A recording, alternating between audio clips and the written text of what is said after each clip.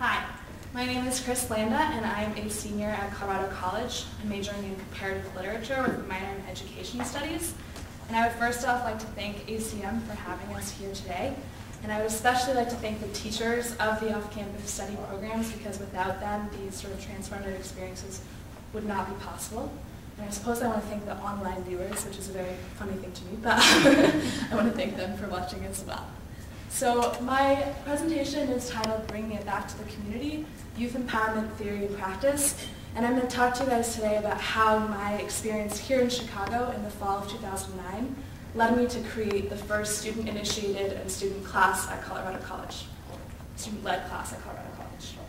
So this is a circular narrative, so I need to start with why I decided to go to Chicago and not to Thailand or India or any place like that.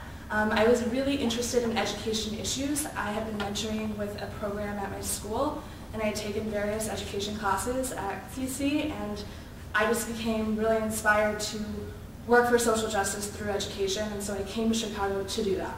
And the Chicago program is divided into 4 different classes. There's the internship component, the seminar component, the Precept, which is an asset mapping of the neighborhood that you're living in Chicago. I was living in Logan Square. And then an independent study project. And the last component is a core course, which is done with the business students and with the art students as well. So I'm going to go into a little bit more detail about each of these components, because it was really the entire Chicago experience that led me to start the class. So for my internship, I was interning for Chicago Public Schools in the service learning department. And through the service learning department, the ideal goal is to have service, but I would more so say sort of community engagement and civic action integrated into curriculum in our traditional public schools. So I was working with Cristina and John, who I've listed, to create this curriculum and also to sort of bring the ideas of service learning into Chicago public schools. Another thing that I got to do with my internship was I worked with the Harris Fellows, which is a group of student leaders from CPS who come together to review grant proposals written by high school club leaders to get funds for their dances or t-shirts or whatever else high school clubs do. And so the students would review these grants and decide who received money, and then they also created a student-led leadership conference for CPS high school students. So that was all my internship.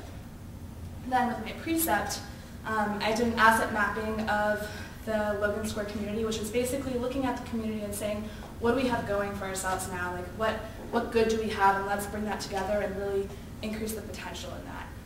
And Darlene was my teacher for Precept, and she works for the American Friends Service Committee, and she really emphasized the idea of asset mapping and also just the idea of harnessing everyone's potential to work for social justice. And then the final component of Precept was our independent study projects, and I looked at the politics of charter schools in the city.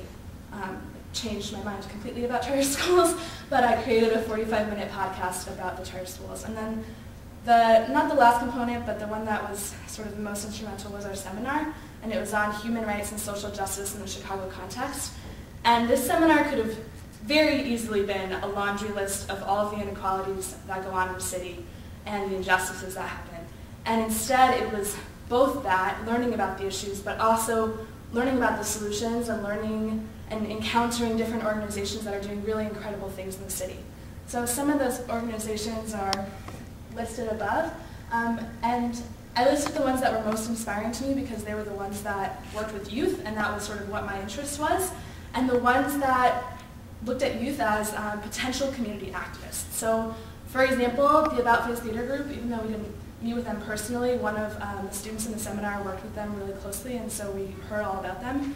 They work with LGBTQ youth from CPS schools and help them create student-led, student-run productions to address issues of homophobic bullying in schools. So instead of just providing tutoring or a safe place, they provide that and this sort of activist piece to get them to change the issues that they're facing.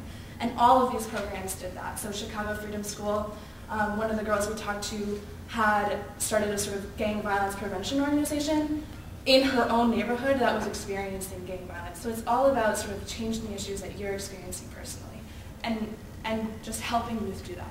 So I came back to Colorado College, and I was in charge of this mentoring program, and I was like, you know what, people need to know this stuff. People need to know about race, they need to know about incarceration, they need to know about immigration and all of these issues that are affecting the youth that we're working with, and they don't know. And so I really wanted to start a class to sort of talk about these issues, but also talk about a framework to work with youth, because we have so many sort of service groups on campus, but I just didn't think that there was that sort of depth of knowledge of what was going on. And 60% of the youth we were working with in the mentoring program had family members who were incarcerated, but there was no discussion of what that actually looked like and what the criminal justice system looks like for youth. So I talked to a professor and I was like, I really want to start a class on this. And she was like, we've never had a student-led class before, nor a student-initiated class. You really have to fine-tune this and really come up with a solid proposal as to why this needs to happen. So I had to go back and sort of reflect on my experience. And I was like, so what, how can I convince them that we need this student-led class, that we need to talk about these issues? And I realized that there were all these connections, that all of these programs were connected.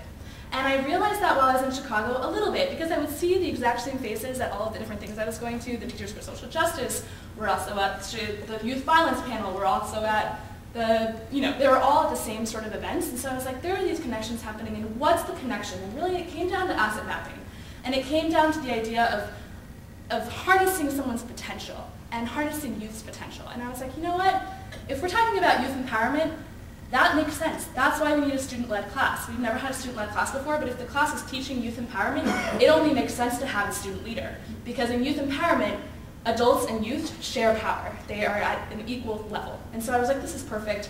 This is what I want to teach. I want to talk about these issues, and I want to talk about youth empowerment. So I came back to my professor, and I was like, this is what I want to do. And she said, that's a clear idea to me. It's not just a student wanting to start a random class. This has a purpose, and it has a clear goal.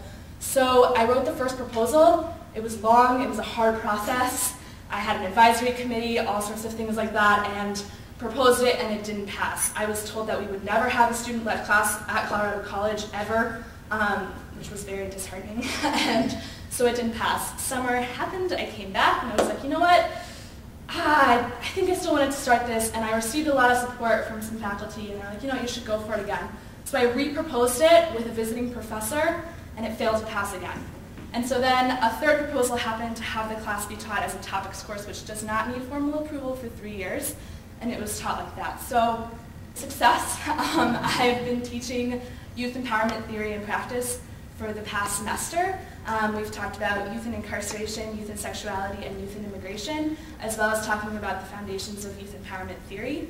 I have a full class, and it's been really incredible, and there's community hours that are part of the class, and I really feel like I was able to connect my off-campus study back to my community at college. Thank you so much.